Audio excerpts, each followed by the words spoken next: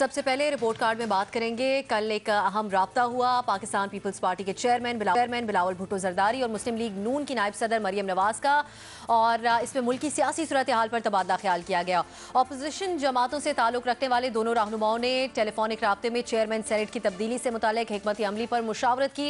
ताहम अपोजिशन की हुकूमत मुखालिफ रहबर कमेटी ने चेयरमैन सेनेट के लिए मुत्तफिका तौर पर नेशनल पार्टी के सरबराह सेनेटर मीर हासिल बजिंजो को नामजद किया है। इस बात का फैसला इस्लामाबाद में जमीयत उलमा इस्लाम फे के रहनुमा अकरम दुरानी की सरबराही में होने वाले रहबर कमेटी के इजलास में किया गया, जिसमें दीगर अपोजिशन जमातों के रहनुमा जिनमें शाहिद खाकान अब्बासी, फरहतुल्लाह बाबर, नैयर बुखारी, उस्मान काकड़, एहसन इकबाल और दीगर भी शरीक थे।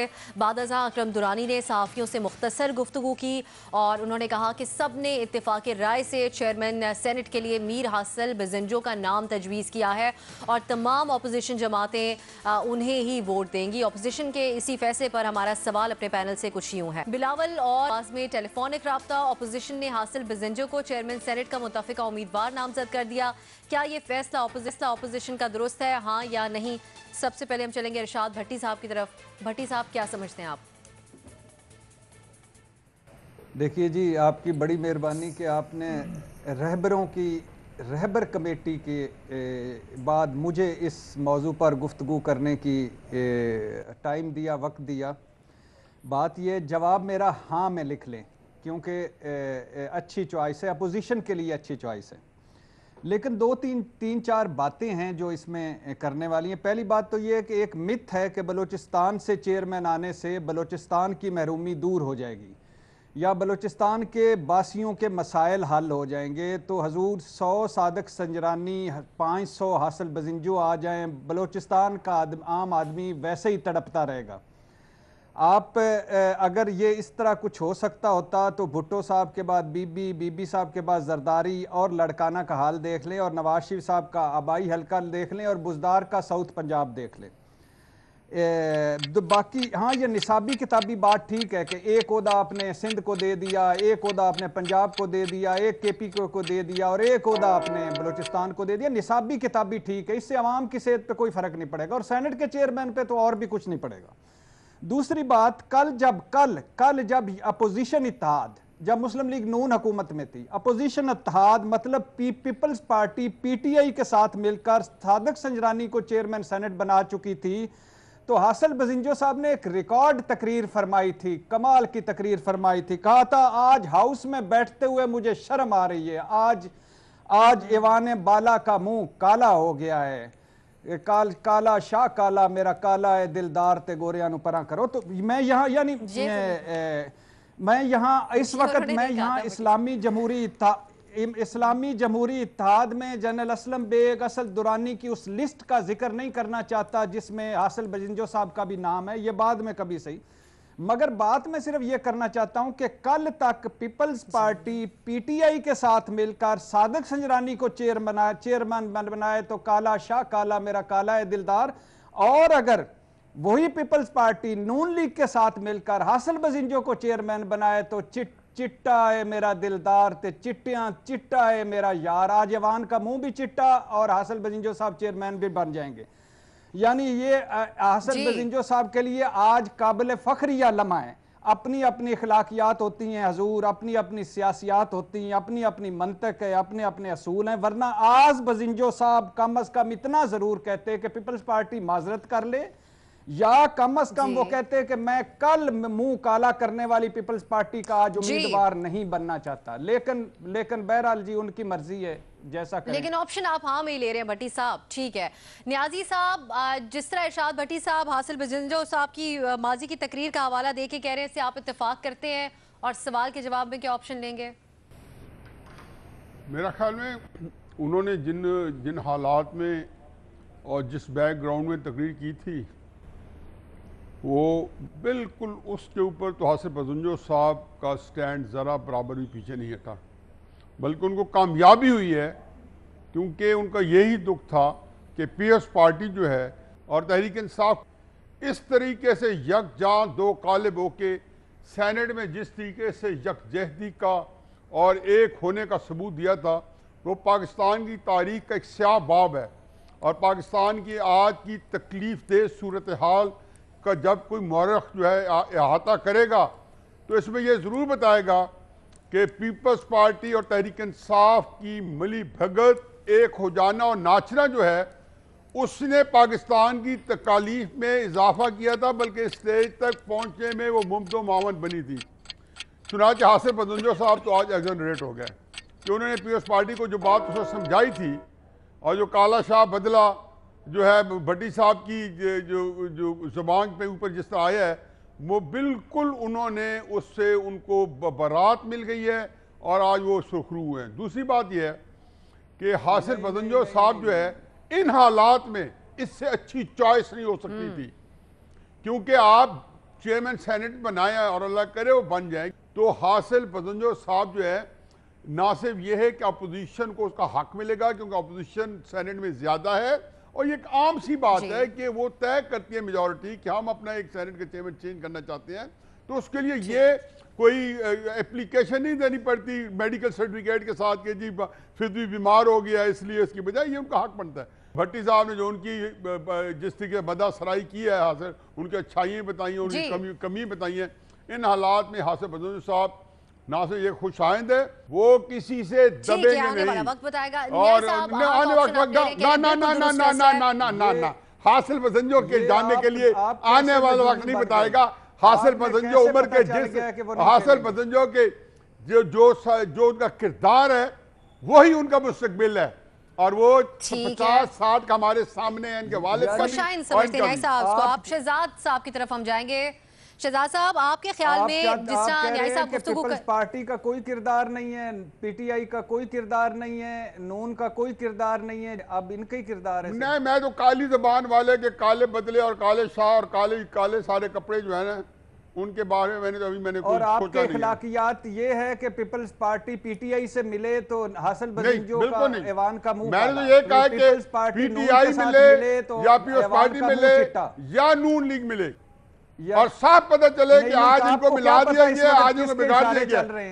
और यार इस तरह की अखलाकियात इस मुल्क में ना हो। शहजाद साहब इखलाकियात पढ़ाऊंगा मैं आपको, आपके ख्याल में इखलाकियात मैं पढ़ाऊंगा आपको, जरा आप आगे चलिए। भट्टी साहब प्लीज इस तरफ आ जाए, प्लीज डिस्कशन में रखें इसको। शहजाद साहब आपके ख्याल में माजी में जो पीपल्स पार्टी से भी इस मामले से मुतालिक कोताही हुई है, कहीं ना कहीं उसका भी अजाला है इस नाम पे इत्तेफाक होना?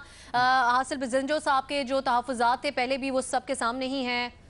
मेरे ख्याल से जो कोताही हुई है उसका अजाला तो नहीं है। पीपल्स पार्टी ने उस वक्त भी अपने मफादात को सामने रखा था, इस वक्त भी अपने मफादात को सामने रखा है। इसमें कोई असूल की बात नहीं है। ऐसा नहीं है कि पहले उन्होंने रियलाइज कर लिया कि हमसे गलती हुई थी, असूली मौक़िफ़ हमने नहीं अपनाया था, अब उसको रिवर्स करने जा रहे हैं। उस वक्त भी उनके सियासी मफादात की बात थी और इस वक्त भी है, और कल अगर फिर वक्त आएगा तो फिर वो अपने सियासी मफादात को मद्देनजर रखेंगे। लेकिन जहाँ तक आपका सवाल है कि क्या ये दुरुस्त फैसला है, मेरे ख्याल से दुरुस्त है, क्योंकि सादिक संजरानी साहब का ताल्लुक बलूचिस्तान से है। अगर किसी और सूबे से आता तो एक मौका मिलता बीएपी पार्टी को खास तौर पे ये कहने का कि एक छोटे सूबे से एक पोजीशन मिली हुई थी वो आपने वापस ले ली। तो मेरे ख्याल से इसको पर्सपेक्टिव में रखते हुए हासिल बदंजो साहब का नाम आया है। एक शायद ये भी कहा जा रहा है कि इत्तेफाक नहीं हो रहा था, पीपल्स पार्टी चाहती थी, पीएमएलएन चाहती थी कि हमारी जमात से हो चेयरमैन, लेकिन उस पर पीपल्स पार्टी का इत्तेफाक नहीं हो रहा था।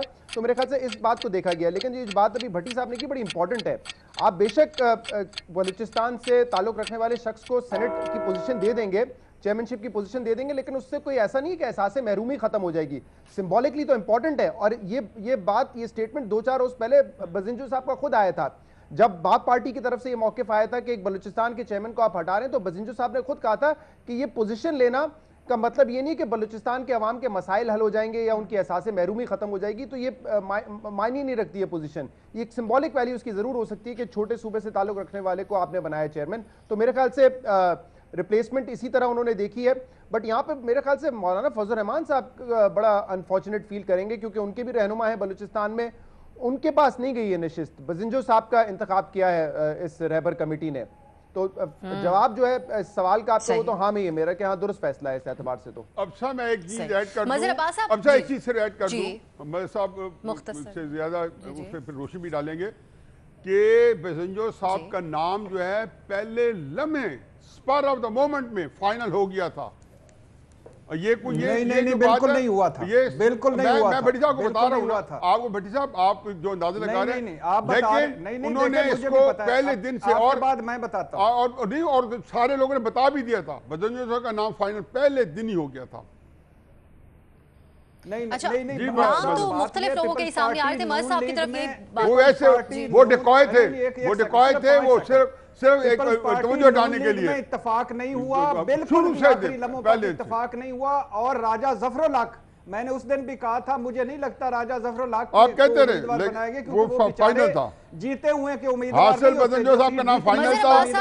हामिद मीर साहब ने पहले दिन अपने प्रोग्राम बता दिया हो गई थी, हामिद मीर साहब ने पहले दिन ही बता दिया था कि बदंजो पे इत्तेफाक हो गया। बड़ी मुश्किल से इस पे आए हैं। जिस दिन तय किया था कि हमें हटाना है, उसी दिन हासिल बदंजो साहब का नाम फाइनल हो गया। मजहर अब्बास साहब, आपके ख्याल में क्या मजहर साहब शुरू में ही मजहर साहब इत्तेफाक हो गया था बदंजो साहब के नाम के ऊपर, और कैसा है ये ऑपोजिशन का इंतखाब? मुस्लिम लीग नून का एक इत्तेहाद नेशनल पार्टी से पुराना चल रहा है, और आपको याद होगा कि मुस्लिम लीग नून ने मेजॉरिटी के बावजूद बलूचिस्तान में नेशनल पार्टी को डॉक्टर मालिक साहब को हुकूमत बनाने की दावत दी थी। हालांकि उस वक्त उनके जो अपने एक साथी थे सनाउल्लाह ज़हरी साहब, वो खासे नाराज़ भी हुए थे, बाद में उनको मनाया गया, तो फिर 5 साल कम की टर्म को 2.5 साल में डिवाइड कर दिया गया।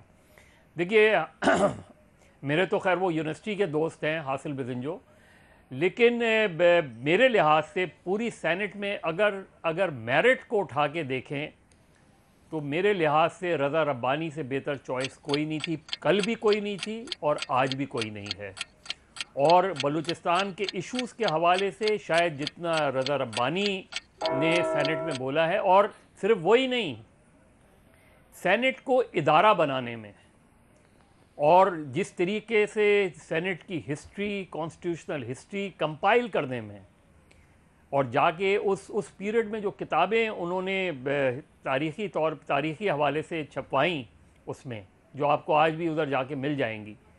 लेकिन चूँकि सादिक संजरानी साहब का ताल्लुक़ बलूचिस्तान से था और ग़ालिबन अपोजिशन को ये ख़दशा था कि अगर जो है वो बलूचिस्तान से उम्मीदवार नहीं हुआ तो ऐन मुमकिन है कि बलूचिस्तान के सेनेटर्स जो है वो सीक्रेट बैलेट में शायद उस तरफ वोट ना दें और सादिक संजरानी साहब को ही वोट दें।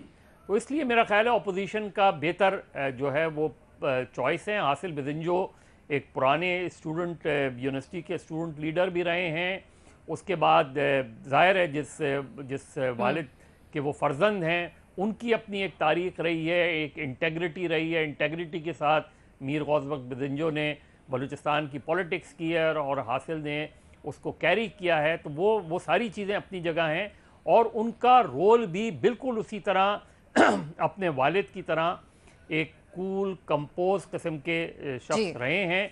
बाकी जिस तरह भट्टी साहब ने या दूसरों ने इशारा किया, देखिए पॉलिटिक्स में चीज़ें तब्दील होती रहती हैं, आप अपनी तारीख़ी गलतियों को दुरुस्त भी करते हैं, वरना तो सेनेट चेयरमैन को आप नहीं तब्दील करते तो क्या फ़र्क पड़ता। चार्टर ऑफ डेमोक्रेसी में हिस्टोरिकली दोनों ने एक दूसरे को एडमिट किया गलतियाँ की, लेकिन 2007 में बेनज़ीर अलग हुई और इमरान खान वज़ीर आज़म नवाज़ शरीफ के इत्तेहादी बने, और 2008 के इलेक्शन में अगर नवाज़ शरीफ इलेक्शन में नहीं जाते तो शायद आज भी वो इत्तेहादी होते। तो ये चीज़ें तब्दील होती रही हैं पॉलिटिक्स में, लेकिन प्रिंसिपली जो है वो ज़रूर इस चीज़ को रिग्रेट ज़रूर करना चाहिए कि कल जो फैसला किया था वो गलत था, आज जो फैसला कर रहे हैं वो शायद सही है। एडमिट करना जरूरी है। बेहतर चॉइस है आपके ख्याल में बदंजो साहब, लेकिन बेहतरीन चॉइस भी मौजूद थे रज़ा रब्बानी साहब, मज़हर साहब के ख्याल में। बाबर साहब, आप क्या समझते हैं? मैं मज़हर साहब के साथ एग्री करता हूँ। देखिए, एक तो हासिल बदंजो एक लिबरल प्रोग्रेसिव पीस मेकर हैं, बलूचिस्तान से हैं, उसकी सिंबॉलिक वैल्यू है, लेकिन अगर और हमारे दोस्त भी हैं, सो मैं खुश हूँ कि जो ऑप्शंस थी, और ये नहीं है कि मुस्लिम लीग के साथ गालिबन 2015 में मुस्लिम लीग के कैंडिडेट भी थे ये चेयरमैन सेनेट के लिए, 2018 में राजा जफरुल हक थे, लेकिन 2015 में गालिबन हासिल बदंजो ही थे। सो ये कहना कि खाली हरवाने के लिए राजा जफरुल हक को आगे कर देते हैं, ये शायद हिस्टोरिकली ठीक नहीं होगी बात। लेकिन देखिए, रज़ा रब्बानी साहब क्यों रेलिवेंट थे? इसलिए क्योंकि उस वक्त एज अ पीपीपी सेनेटर उन्हें पीएमएलएन सपोर्ट कर रही थी और आला एकार बनी थी पीपीपी अपने ही चेयरमैन सेनेट के अगेंस्ट। सो एक बड़ी सिंबॉलिक वैल्यू जो थी इसकी, ये वैल्यू नहीं है खाली कि आप बलूचिस्तान से किसी को चेयरमैन सेनेट बना रहे हैं, उसमें जिस शख्स को उतारा गया था उस प्रोसेस के अंदर, उसे अगर आप वापस लाते तो उसकी सिंबॉलिकली ज्यादा वैल्यू होती। और उस वक्त एक जो इस वक्त गवर्नमेंट के साथ एलाइड पार्टी के सेनेटर हैं, उन्होंने मुझे जाती तौर पे बताया कि जिस लिहाज से ये सारा किया जा रहा है उससे हमें भी शर्मिंदगी हो रही है, हम कहीं मुंह दिखाने के काबिल नहीं रहे, क्योंकि जितने खुले ब्रीफ केस इस वक्त चल रहे हैं उससे शर्म आती है कि हम सेनेट में बैठे हुए और हमारे सामने ये सब कुछ हो रहा है। तो एक गदर था 2018 के अंदर जिसकी गुनाहगार है पीपीपी, और अब देर आयत दुरुस्त आयत वाली बात है। और जो मोरालिटी जिसका जिक्र भट्टी साहब कर रहे हैं, मुझे इसकी समझ नहीं आती कि हर उस शख्स को जिसने कल डबल गेम खेली थी माजी के अंदर, उसके ऊपर हम कालक लगाने के लिए तैयार हैं, और जो आज राह रास्त के ऊपर है उसे हम पुराना उसका अमल याद करा के उसके ऊपर आज भी कालक लगाना चाहते हैं। और आज जो बैठे अपना मुंह काला कर रहे हैं उस डबल गेम के अंदर, उनके साथ हम खड़े हैं और उनकी हम बल्ले बल्ले कर रहे हैं, कभी इस नाम के ऊपर और कभी उस नाम के ऊपर। और कल को जब ये राह रास्त पे आएंगे तो इन्हें भी फिर बताया जाएगा कि आप तो सिलेक्टेड थे, आप किस मुंह से आज बात कर रहे हैं। तो ये चीज चलती रही है ना इस मुल्क के अंदर। ये कौन सी मोरालिटी है कि कल तक आप अगर गलत कर रहे थे और आज ठीक हो गए हैं तो आज आप उन्हें कालक मल रहे हैं उनके मुंह पे। बाबर साहब, हाँ का ऑप्शन आप ले रहे हैं, कह रहे हैं देर आयत दुरुस्त आयत। शहजाद साहब, आप कुछ कहना चाह रहे थे? बाबर साहब की बात मैं थोड़ा सा आगे बढ़ाना चाह रहा था, और अगर ये उसका जवाब भी दे दें कि ये साइकिल जो है ना, ये कहीं ना कहीं रुकना है। हर दफा आप पॉलिटिकल पार्टीज को ये एडवांटेज नहीं दे सकते कि चार्टर ऑफ डेमोक्रेसी हुआ, वो एक मौका था, इसके बाद हमने देखा पीपल्स पार्टी गवर्नर राज भी लगाती है, फिर पीएमएलएन को मौका मिलता है तो वो फिर अदालत भी चले जाते हैं मेमो गेट केस में। This has to stop somewhere. ये पॉलिटिकल पार्टीज को अब बार-बार मौका नहीं दे सकते कि वो गलती करेंगे अपने सियासी मफादात के लिए, और बाद में जब उनका मफाद खत्म हो जाएगा तो उसको रिवर्स करेंगे। पॉइंट आ गया बिल्कुल आपका। टू मच आस्किंग है, ये कभी भी नहीं खत्म होगा। सही तो नहीं ये साहब, कमजोरियां बड़ी हैं। साहब फिर आपको इसको मौका कहना दिया गया कि था अगर एक लाइन में आप पीपल्स ऐड पार्टी करें। कोई फैसला कर रही है तो वो अपना गलत फैसला रिवर्स करने के लिए कर रही है। इस वक्त उनका मफादात उनके मुखालिफ खड़े रहने में है। मैं एक फ्लैश एंड बोन का बना हुआ हूं, अगर फर्ज किया मेरी हड्डी दर्द करती है तो मेरी कमजोरी है। और कुछ लोगों ने अगर खुदा न खासा और वीकनेसेस हैं जो उनको आप उठा के किसी राना सुनौला को आपने हेरोइन में डाली हुई है, इसके बाद कौन बंद सह सकता? हो सकता है राना सुनौला बेर कर जाए, ये हेरोइन का केस मैं तो नहीं कर सकता। भट्टी साहब एक लाइन में आप वो आगे लेके जा रहे बात। भट्टी साहब अगर कुछ जवाब आप देना चाहें वरना हम ब्रेक की तरफ जाएं। जी जी, प्लीज अल्लाह के नाम पर इनके यहाँ ये जिसका नाम पीपल्स पार्टी है, जिसका नाम मुस्लिम लीग नून है, इन्होंने 40 साल में ये साबित किया है इनके यहाँ कोई अखलाकियात नहीं है, कोई सबक नहीं सीखते, कोई कुछ नहीं करते। ये आज फंसे हुए हैं तो इसलिए जरदारी साहब अंदर है, नवाज शरीफ साहब अंदर है, हफीज साहब ने अंदर हो जाना है, तो इसलिए ये क्यों करना चाहते हैं? ये हफीज साहब क्यों तड़प रहे हैं? क्योंकि इन्होंने अंदर हो जाना है। अब ये पहले ये क्यों तड़प रहे हैं? अंदर हैं सिर्फ, इस वजह से आपने फंसे। आज ये बाहर हो जाते, कल तक बाहर थे, इनको नहीं याद आया कि सादिक संजरानी बैठा हुआ है। आज रहबर कमेटियां बन रही हैं, इनकी अपोजिशन में और चेहरे होते हैं, इक़्तिदार में और चेहरे होते हैं, इनके यहाँ कोई खिलाफियात नहीं, कोई लॉजिक नहीं, कोई मंतक नहीं। सही, आपका पॉइंट आ गया। हमारे तमाम तजियाकारों ने इस सवाल के जवाब में ऑप्शन हाँ का ही लिया। एक और अहम मामला है, गुफ्तगू करेंगे अपने तजियाकारों से एक ब्रेक के बाद। रवा हफ्ते IMF के एग्जीक्यूटिव बोर्ड की जानिब से पाकिस्तान के लिए मंजूर $6 अरब के बेल आउट पैकेज पर अपनी स्टाफ रिपोर्ट में इदारे ने यह पस मंजर बयान किया कि किस तरह इक्तिसादी मुश्किलात पैदा हुई और कैसे इस्लाहाती इकदाम में ताखीर की गई। बराह रास्त दोनों हुकूमतों का नाम लिए बगैर IMF ने पाकिस्तान मुस्लिम लीग नून की हुकूमत को गैर मुतवाज़िन पॉलिसीज़ और नामुकम्मल इस्लाहात के लिए जिम्मेदार करार दिया। इसके अलावा IMF का यह कहना था कि इंतज़ामिया नए प्रोग्राम को लेने के लिए पुरज़्म है, लेकिन इसका आउटलुक काफ़ी ख़तरात से मशरूत है। ये ख़तरात बुनियादी तौर पर मकामी पॉलिसी पर अमल दरामद समेत बैरूनी वाक़यात से ताल्लुक़ रखते हैं। मुल्क की मुआशी हालत की अबतरी की जिम्मेदारी मौजूदा हुकूमत साबिका हुकूमत पर डाल रही है। इसी तरह के बयानात सामने आते हैं, जबकि साबिका हुक्मरान का जिम्मेदार मौजूदा हुकूमत को ठहराते हैं। इस तमाम तनाजुर में IMF की रिपोर्ट बिल्कुल मुतज़ाद सूरत हाल को पेश कर रही है और इशारतन दोनों हुकूमतों को इसका जिम्मेदार ठहरा रही है। सारी सूरत हाल पे हम गुफ्तगू करेंगे अपने पैनल से। हमारा सवाल इस तरह से है, IMF ने इशारतन नून लीग PTI को नाकिस पॉलिसीज़ का जिम्मेदार ठहरा दिया। क्या रिपोर्ट के बाद दोनों पार्टीज इल्ज़ाम तराशी बंद कर देंगी, हाँ या नहीं? सबसे पहले शहजाद इकबाल साहब की तरफ जाएंगे। शहजाद साहब, और हुकूमत को भी ख़ास तौर पे अब इस रिपोर्ट के बाद एक हद तक ये कह देना बंद कर देना चाहिए कि साबिका हुकूमत की पर जिम्मेदारी आती है इस हालात की। बिल्कुल हुकूमत को बंद कर देना चाहिए। 6-8 माह तक आप कंपेयर कर सकते हैं, इसके बाद हर बार आके ये बात करना मेरे ख्याल से जेब नहीं देता और फिर लोग भी इससे जो है मायूस हो जाते हैं कि क्या एक ही बात बार बार हो रही है। लेकिन आपका जो सवाल है कि क्या बंद हो जाएगा, मेरे ख्याल से होगा नहीं। इल्जाम तराशी अभी भी दोनों तरफ जारी रहेगी। तो ये तो आपके सवाल का जवाब हो गया। जो IMF की रिपोर्ट है, ये बात हम नून लीग से बहुत मर्तबा कर चुके हैं, इस पर बहस हो चुकी है मिफ्ता इस्माइल साहब से, इसाक डार हो, सारी उनकी इकोनॉमिक टीम से, लेकिन वो कभी मानते नहीं थे।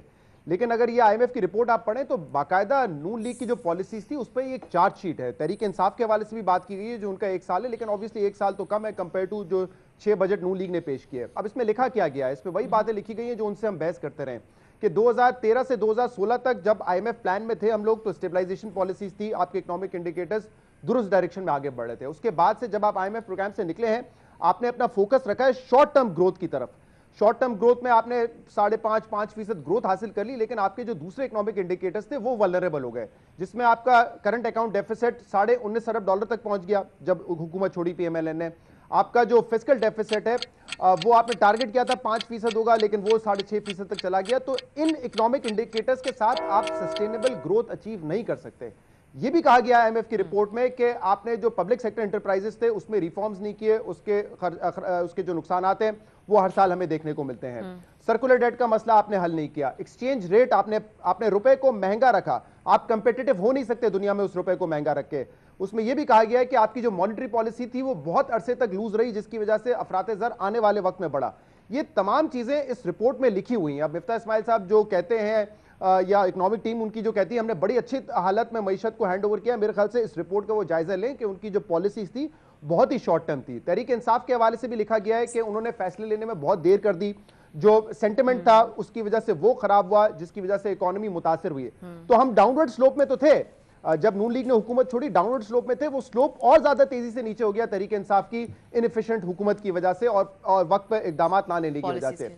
और इसमें एक पॉइंट जो मैं बार बार कहता हूं, आप खुद सुन लीजिए, मिफ्ता इस्माइल साहब जो कि फाइनेंस मिनिस्टर थे खुद ये कहते थे कि जब हमारी हुकूमत आनी थी हमने IMF के पास जाना था, हम तो ऑलरेडी बात कर चुके थे।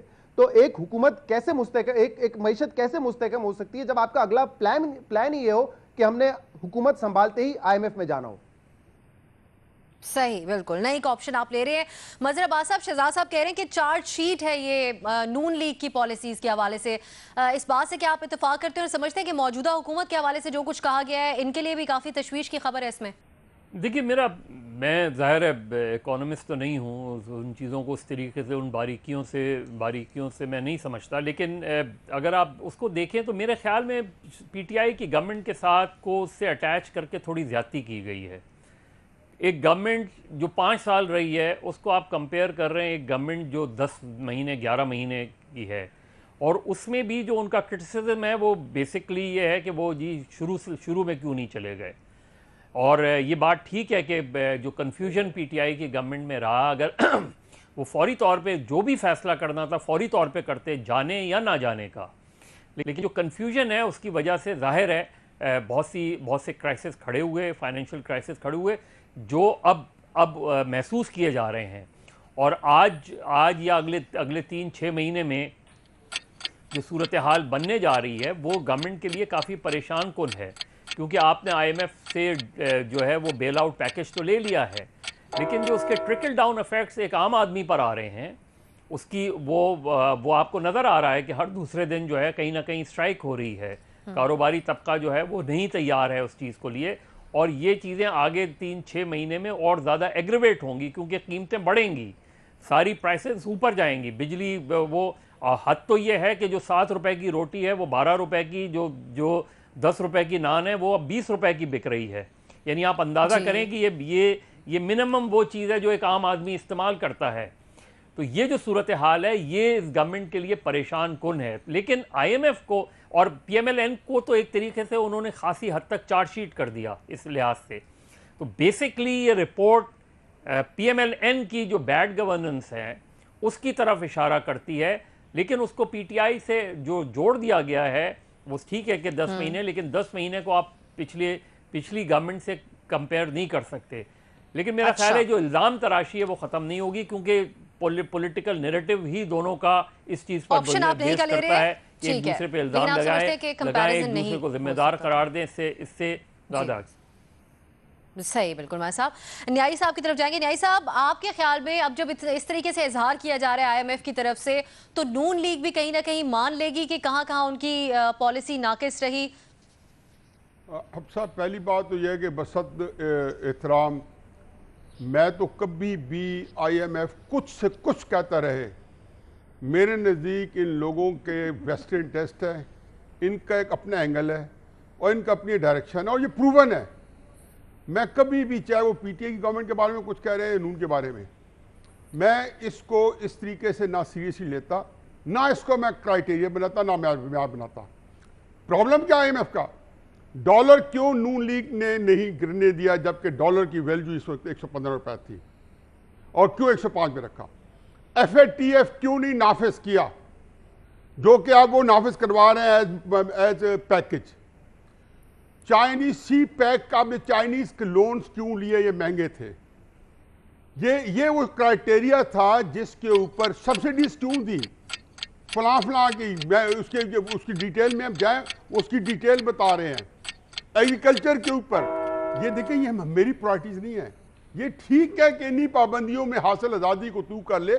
हमें आईएमएफ के कंडीशन जब लेते हैं रोन, तो उनके अंदर एक अपनी दुनिया पैदा करते हैं जो उनके मुताबिक भी होती है और फिर अपने भी निज़ाम चल रहा होता है। पहली दफ़ा है कि हमारे पास अपनी आज़ादी ख़त्म है और उन्हीं पाबंदियों में, जिसको कहना चाहिए कि वो जो कहते हैं ना, सरोवर बाग में आज़ाद भी है, पाबा गिल भी, इन्हीं पाबंदियों में हासिल आज़ादी को तू कर ले, तो वो हासिल आज़ादी नहीं हो सकती।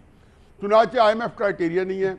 दूसरी बात यह है कि ना इसको कोई कंपैरिजन है कि जी फलानी हुकूमत में आप यूँ करेंगे कि अब हम यूँ कराएंगे तो जो कोई निकलेगा उसका उससे कोई गर्ज नहीं है।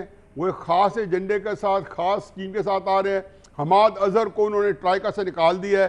एक बंदा जो कि पीटीआई का उसके अंदर मौजूद था, फाइनेंस मिनिस्टर थे, रेवेन्यू मिनिस्टर थे और शहबाज अली साहब थे, उनमें से हमाद अजहर साहब बाहर है।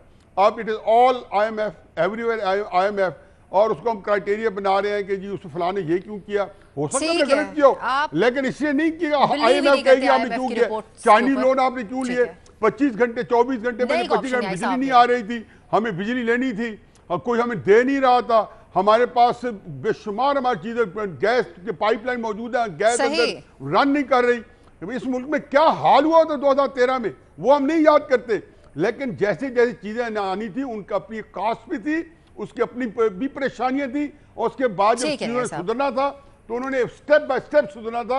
हो सकता है कि अगर ये सियासी तौर पे भंबोड़ा झंझोड़ा ना जाता, जैसे हमने सिस्टम मॉडलिंग की है, मॉडलिंग की है 5 साल में, वो उसमें आईएमएफ को कोई ताल्लुक नहीं है, हमने खुद की है, हमने भंबोड़ा है सिस्टम को। उसमें भी ये अगर पाकिस्तान की कुछ सांस बाकी है तो ये हिम्मत है इस मुल्क की। भट्टी साहब, आप संजीदा लेते हैं आईएमएफ की रिपोर्ट को, और क्या इन दोनों पार्टीज को भी संजीदा लेना चाहिए? वो तो डू मोर कहते रहेंगे हर वक्त, डू मोर। भट्टी साहब, ठीक ठीक, भट्टी साहब देखिए पहले दो सवाल, इस सवाल के दो पोर्शन है, दो हिस्से हैं, दो पहलू हैं। पहला तो है कि इल्ज़ाम तराशी करेंगे आप, करते रहेंगे या नहीं करेंगे। आप 100 आईएमएफ रिपोर्टें ले आएँ, बल्कि आईएमएफ को ही ले आएँ, बल्कि आईएमएफ के साथ वर्ल्ड बैंक, एशियन बैंक, इस्लामी बैंक, मुस्लिम उम्मा, यहूदो निसारा, सबको ले आए पाकिस्तान में। ये जो हमारे शेर हैं, ये एक दूसरे पर इल्ज़ाम तराशियाँ बंद नहीं करेंगे। ये अगर इल्ज़ाम तराशियाँ बंद कर देंगे तो करेंगे क्या? मतलब आप चाहती हैं सब चुप का रोज़ा रख लें, ये टीवी स्क्रीनों पर, अखबारों में या पार्टियों में क्या करें? मतलब चुप करके बैठे रहें, इसके अलावा तो काम आते ही कोई नहीं है, तो ये करेंगे यही। ये पाक भारत टेंशन थी जब ये बालाकोट अभिनंदन था, तो ये 8-10 दिन जिस मुश्किल से इन हमारे शेरों ने गुजारे, यानी एक दूसरे पे तनकीद किए बगैर, वहाँ भी हल्की हल्की चूंडियाँ वड लेते थे एक दूसरे को, लेकिन फिर भी जिस मुश्किल से इन्होंने वक्त गुजारा, वो ये जानते हैं या इनका अल्लाह जानता है, ये काम नहीं छोड़ सकते। दूसरी बात है, आईएमएफ को मैं सलाम पेश करता हूँ कि पूरा एक बुत बनाया उन्होंने नून का, और साथ पूंछ लगा दी तरीके इंसाफ की। यानी उनको भी पता था, दोनों धड़ों में उन्होंने अपनी मकबूलियत बरकरार रखी। उन्होंने कहा कि ये तरीके इंसाफ को, और चूंकि तरीके इंसाफ का नाम था तो हमारा जो सवाल बनाने वाला था उसने भी उसमें डाल दिया। यानी 10 महीने, 5 साल, एक बजट, 1-2, तो अल्लाह खैर करे। मौजूदा हुकूमत की तो आप नालायकी, नाअहली, सुस्ती, काहली, डॉलर की उड़ान, महंगाई, बेरोजगारी, इनके वादे, दावे, झूठ, यू टर्न, हम हर रोज इस पे बात करते हैं, असद उमर से लेकर शब्बर जैदी साहब, हम सारे बातें करते हैं।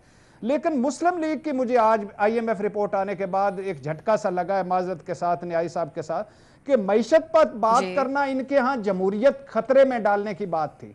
यानी एक मरतबा आर्मी चीफ ने कराची में मईशत पे बात की तो एहसन इकबाल अमेरिका से बोले, ओए होए होए होए जमहूरियत खतरे में पड़ गई, और मैं उस दिन सारा दिन घर से नहीं निकला कि मेरी जमहूरियत खतरे में है तो मैं घर ही रहूं। अब और उसके बाबाए मफरूर जमहूरियत मईशत इसाक डार साहब रोजाना भाषण देते हैं उधर से बैठ के लंदन से, और हर TV चैनल खोल लें आप ये बातें बनाते मिलते हैं कि कमाल है मईशत, ये है मईशत। यानी आप देखें भाई, यानी इनके दौर में तो मुझे लगता है डॉलर कमी कमीन मुजारा था, महंगाई जंगलों में मुंह छुपाए फिर रही थी। आप पढ़ लें ये IMF की रिपोर्ट और खुश हो जाएं, और उर्दू में तर्जमा करवाकर, आसान उर्दू में तर्जमा करवाकर इनको दें ताकि इनको समझ आए। सही नहीं का ऑप्शन आप ले रहे बाबर साहब, आपके ख्याल में क्या कंपैरिजन IMF को करना चाहिए था? PTI का नाम चुप करके सुना, आपको बर्दाश्त तो सलाम। बाबर साहब आप क्या समझते हैं, आप कैसे देख रहे हैं बाबर साहब IMF की रिपोर्ट को? और ट्रैक्टर की तरह देखिए, जवाब तो मेरा भी नहीं में यहाँ तो हमारी रस्म यह है कि अगर आप रंगे हाथों भी पकड़े जाएं तो आप अपनी गलती नहीं मानते, तो रिपोर्ट तो जो आपकी पसंद की वो आप आगे चलाते हैं, जो पसंद की नहीं हो। देखिए, जो चार्जशीट थी PMLN की गवर्नमेंट की पॉलिसीज़ की, वो तो ख़ुद PMLN की दूसरी गवर्नमेंट ने पेश की। अगर आप वो देख लें कि क्या चेंजेस की मिफ्ता इस्माइल और शाहिद खाकान अब्बासी ने इकॉनमी में क्या करने की कोशिश की उस एक साल में जो उन्हें आखिर में मिला, उसी से आपको नज़र आता है कि कुछ चीज़ें गलत थीं। जिस तरह से डॉलर को बैलेंस किया गया था वो गलत था, उन्होंने उसे चेंज करने की, फिक्स करने की कोशिश की, क्योंकि उन्हें भी नज़र आ रहा था कि रिजर्व्स ख़त्म होते चले जा रहे हैं। सो गलतियां हुई, लेकिन उसकी एडमिशन नहीं होगी। लेकिन 2, 3, 4 चीज़ें जो IMF का ना स्कोप था ना वो बात कर सकते थे। देखिए, उन्होंने कहा कि आपकी जो स्टेट ओन्ड एंटरप्राइजेज हैं उनकी रिफॉर्म नहीं हो सकी, उनकी प्राइवेटाइजेशन नहीं हो सकी क्योंकि इस मुल्क में वो करना पॉसिबल नहीं है। एक कमज़ोर हुकूमत के लिए जब धरने भी होते हों कभी भी नहीं कर सकेंगे। हमने देखा PIA को रिफॉर्म करने की बात हुई तो एक अदालत में से वो मुआशी पॉलिसी चल रही होती थी और एक सड़कों के ऊपर मुआशी पॉलिसी चल रही होती थी, और उसके ऊपर गालिबन रेंजर्स ने एक बंदा मार दिया था कराची के अंदर और वहाँ पे बात ख़त्म हो गई और उनके आपने सारी चीज़ें मान ली। कोई एक प्राइवेटाइजेशन नहीं हो सकी। Even military government steel mill को प्राइवेटाइज नहीं कर सकी थी, मुशर्रफ की गवर्नमेंट, क्योंकि उस वक्त तक कमज़ोर हो चुकी थी। तो एक इलेक्टेड गवर्नमेंट क्या खाक करेगी उसमें। सो इसमें हमारी आज PTI की क्या खुशकिस्मती है, एक ऐसी जुडिशरी है। हमें याद करना चाहिए साकिब निसार साहब का टाइम, और हमें याद करना चाहिए कि कोर्ट नंबर 1 उस 92 में क्या करती थी, और आज एक ऐसी जुडिशरी और उसकी क़यादत है जिसे शायद सुर्खियों में आने का शौक नहीं है, और गवर्नमेंट को वो फिस्कल स्पेस प्रोवाइडेड है कि वो अपना काम कर सकें। कोई सुओ मोटो नहीं लिए जा रहे हैं। बहुत बड़ी खुशकिस्मती है। दूसरी खुशकिस्मती कि चीफ ऑफ आर्मी स्टाफ खुद ओनरशिप ले रहे हैं इकॉनमी की। उन्होंने NDU में बैठ के कहा, उन्होंने हर जगह बैठ के कहा, उन्होंने ताजरों को मिलकर कहा कि ये रिफॉर्म करनी पड़ेगी। एक बड़ा क्लियर मैसेज है तमाम आपकी इस वक्त पावर एलीट का कि ये काम तो हम करेंगे, इसलिए आपके पास जाने के लिए कोई जगह नहीं है।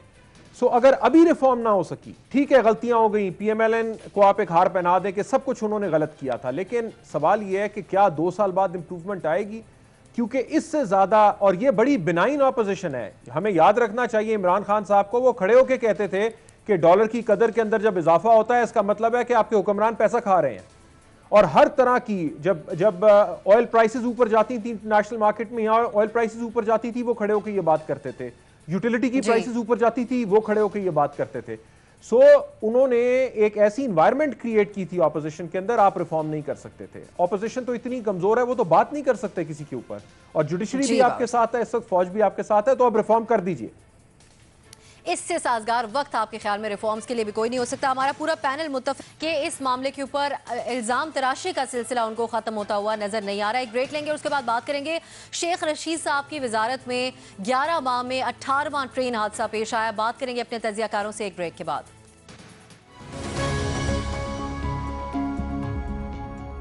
मुल्क लाहौर से कोयटा जाने वाली अकबर बुगटी एक्सप्रेस रहीम यार खान के करीब बुल्हार स्टेशन के करीब की हदूद में खड़ी मालगाड़ी से टकरा गई। इस हादसे में 18 अफराद जाँ बहक और 67 अफराद इसमें जख्मी हुए। हादसे की इब्तदाई तहकीकाती रिपोर्ट तैयार कर ली गई है, जिसके मुताबिक ट्रेन हादसा सिग्नल सिस्टम की खराबी के बायस पेश आया। गुज़श्ता माह भी हैदराबाद रेलवे स्टेशन के करीब एक मुसाफिर ट्रेन सामने खड़ी मालगाड़ी से टकरा गई थी, जिसके नतीजे में ट्रेन ड्राइवर समेत 3 अफराद जाँ बहक हुए थे। वजीर रेलवे ने अकबर बुगटी एक्सप्रेस हादसे को इंसानी गफलत का नतीजा करार दिया है, जबकि अपोजिशन ने ट्रेन हादसों पर वजीर रेलवे शेख रशीद के इस्तीफे समेत उनके खिलाफ मुकदमा दर्ज करके गिरफ्तारी का भी मुतालबा किया है। इस पर गुफ्तगू करेंगे अपने पैनल से। सवाल इस तरह से, शेख रशीद की 11 माह की वजारत में 18वां मुसाफिर ट्रेन हादसा, अपोजिशन ने शेख रशीद के इस्तीफे और गिरफ्तारी का मुतालबा कर दिया। क्या इमरान खान शेख रशीद को ओहदे से हटाएंगे, हाँ या नहीं? न्यायी साहब की तरफ सबसे पहले जाएंगे। न्यायी साहब, ये बहुत बड़ा नंबर है, 11 माह में 18 वाकयात पेश आना। खुद ही इस्तीफा नहीं देना चाहिए अपने मेयारात के मुताबिक शेख साहब को? बिल्कुल नहीं देंगे, क्योंकि शेख साहब जिस खमीर से उठाए गए हैं वहाँ पे लिखा ही नहीं है जहाँ शर्म होती है। वो बचपन में होते थे ना कि एक बंदा मार खा रहा होता, बच्चा वो कहता था इब के मार के देख, ये फिर कहेंगे क्या फ़र्क पड़ता है। नालायक लोग हैं, वो कहते जब वो कहते हैं कि कड़ा वक्त कौन सा होगा, रसूल सल्लल्लाहु अलैहि वसल्लम की हदीस से वो मार का है कि जब बेवक्ती बारिशें होंगी, नागहानी होंगी, नालायक हुक्मरान होंगे, तो ये कौम पे अब सा कड़ा वक्त है। और शेख साहब को तो मैं ज़ाती तौर पे जानता हूँ कि बिल्कुल एकेडमिकली बिल्कुल नालायक है, उनके बस की बात है ही नहीं किसी किस्म की वजारत चलाना। वो एक स्ट्रीट पॉलिटिक्स कर सकते हैं, वहाँ वो छोड़ थड़े पे बिठा दें उनको, ये वजारत। भट्टी साहब, आप क्या समझते हैं? देखिए, पहली बात तो ये कि मैं ज़रूर क्रेडिट देना चाहूँगा। मैंने सोशल मीडिया पे देखा, टीवी पे देखा, जिस तरह डीआईजी वहाँ हैं, आरपीओ बहावलपुर इमरान महमूद और उनकी टीम और पुलिस ने जिस तरह मुसाफिरों को वहाँ से निकाल के खाना दिया, मैयतों को और लवाहिकीन को फ़ोन किया और ज़ख्मियों को अस्पताल पहुँचाया, क्रेडिट उनको जाना चाहिए। और पुलिस ने बड़े अरसे बाद कोई ये काम भी किया। दूसरी बात ये सिंपल सी सीधी सी बात है, कायदे इनकलाब इमरान खान का अपना इखलाकी स्टैंडर्ड है, रियासत मदीना है, नया पाकिस्तान है, तो कम अज़ कम 18 इस्तीफे तो आज भी अगर लें तो शेख रशीद साहब के बनते हैं। बाबर साहब, यही बात पीटी जो हुकूमत का मेयार है उसके मुताबिक अभी तक इसके ऊपर कुछ हो नहीं जाना चाहिए था? जी, इमरान खान साहब के म्यार के लिहाज से तो वो लोधरा में जब हुआ था हादसा तो उन्होंने मांगा था साद रफ़ीक का इस्तीफ़ा और उन्होंने कहा था कि बनता है इस्तीफ़ा देना। लेकिन देखिए, ये इस्तीफ़ों से बात नहीं, पहले इन्वेस्टिगेट तो कीजिए, हम क्यों इस्तीफ़ा मांग रहे हैं। पहले भी मेरा मौक़िफ़ ये था, आज भी ये है कि जब जहाज़ का हादसा होता है तो एक प्रॉपर इन्वेस्टिगेशन होती है। आप एक ब्लैक बॉक्स ढूंढते हैं, आप देखते हैं जहाज़ की मेंटेनेंस सही हो रही थी, नहीं हो रही थी, विंड कंडीशंस क्या थी, फिर आप पायलट एरर की बात करते हैं। यहाँ पे देख तो लीजिए कि हमारी रेलवे सही मेंटेन हो रही है, जो बजट होने चाहिए था, कोई पार्ट्स तब्दील होने वाले थे, था नहीं था। उसके बाद फिर देखिए कि गफलत किसकी थी। पहले आइडेंटिफिकेशन ऑफ ब्लेम होना चाहिए ना। इस तरह तो नहीं कि हम शेख रशीद के हक में या खिलाफ है, हम कहें जी वो उहदे से, कल जो काम इमरान खान कर रहे थे आज काम वो हम कर रहे हैं कि जी हाँ वो इस्तीफा दे दें। भाई पहले डिटर्मिन कर लेना गलती किसकी है, फिर इस्तीफा मांगेंगे। ठीक, शहजाद साहब, सिग्नल की खराबी और अमले की गफलत कहा जा रहा है, तो इसमें भी इन्वेस्टिगेशन के ऊपर ही बात होनी चाहिए या ये नंबर्स बहुत ज्यादा हैं? 18 वाकयात 11 माह में। देखिए, 2 इमरान खान है, एक इलेक्शन जीतने के बाद वाले और एक जब ऑपोजिशन में थे। तो ऑपोजिशन वाले इमरान खान साहब का जो बेंचमार्क था उसके मुताबिक तो अब तक 18 रेलवे मिनिस्टर्स हो जाने चाहिए थे इन 10-11 माह में, क्योंकि आपने बताया 18 हादसे हो चुके हैं। लेकिन इमरान खान साहब ऑब्वियसली इस्तीफा लेंगे नहीं, क्योंकि मैंने कहा वो दूसरे इमरान खान बन गए जो इलेक्शन जीत कर आए हैं।